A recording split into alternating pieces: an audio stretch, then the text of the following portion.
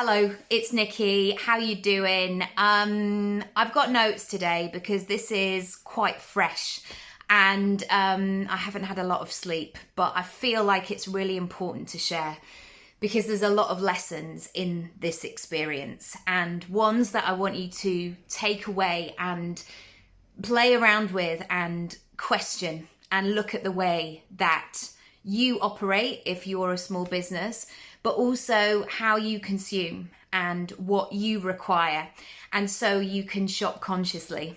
I know I'm talking about a lot of big topics here, but I just wanted to give a bit of context to this. So I've been meaning to make this video all week because it's been on my list. I am in the launch mode of my live version of Speak Up, and it is a phrase that I have used so often and use as an actor, which is learn the script and then throw it away.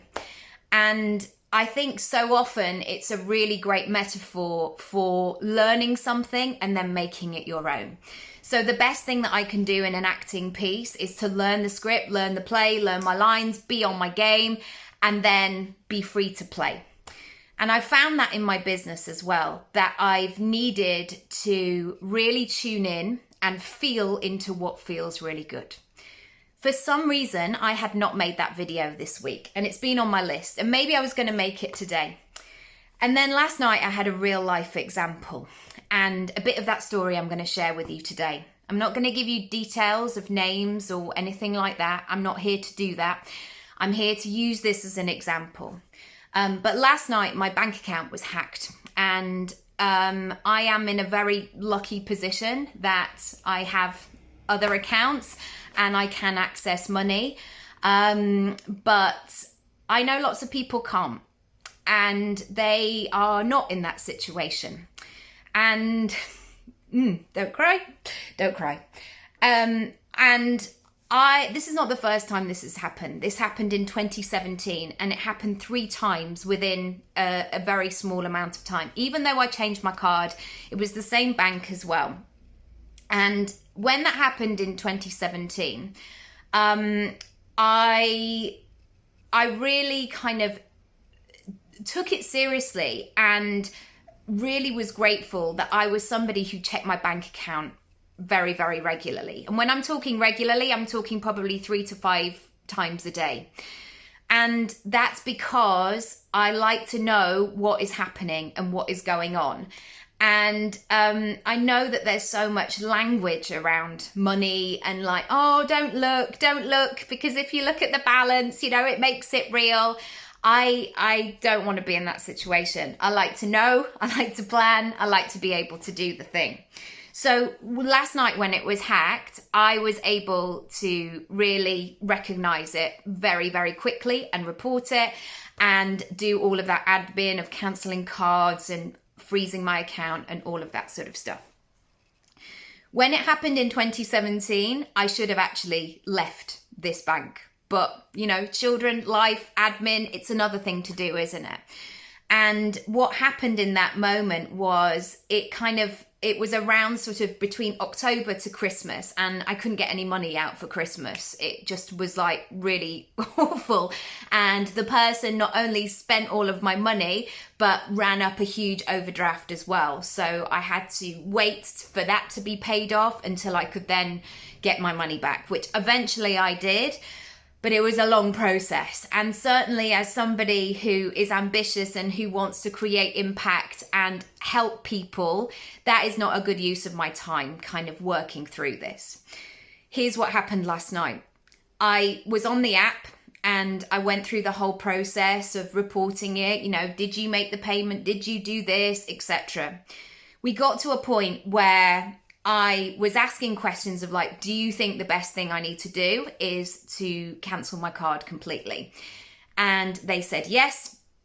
And of course, then you factor in the implications of that. And, you know, everything that I need to do and pay will be all in order and all be fine. but it's a pain in the ass, like waiting for your bank card to come through. And I don't like that. You know, it's that moment where it's your money, it's your stuff, you work hard for your things, and you just want them where you put them.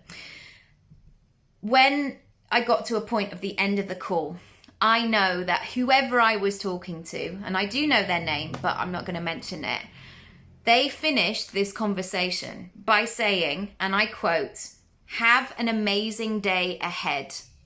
Emoji, smiley face.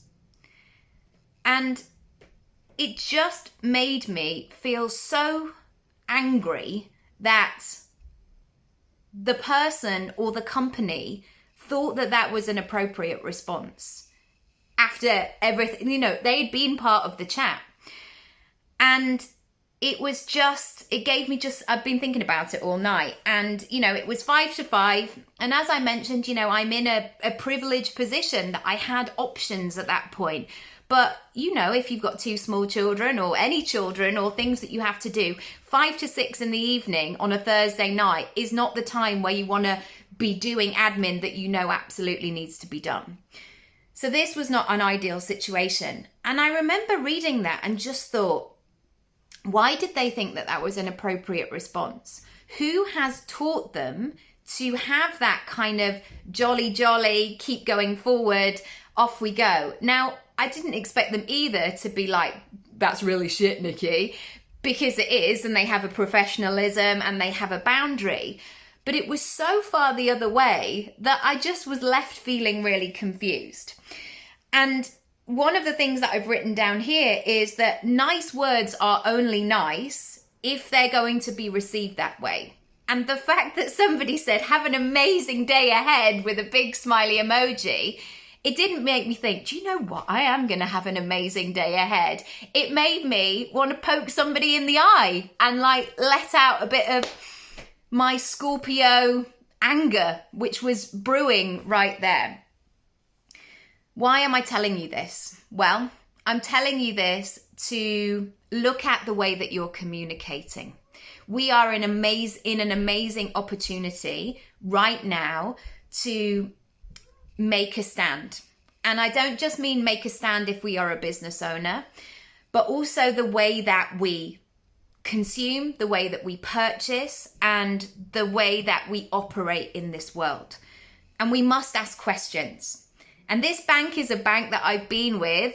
And I was even joking with my brother, probably since my mid-teens, because somebody came into my school and they gave me like a proper big hold-all. And I just couldn't believe it that somebody had given me a free hold-all just for like signing up. I think they gave me a pen and a key ring and all sorts of things. Yet they gave me no financial information, which is another story for another time.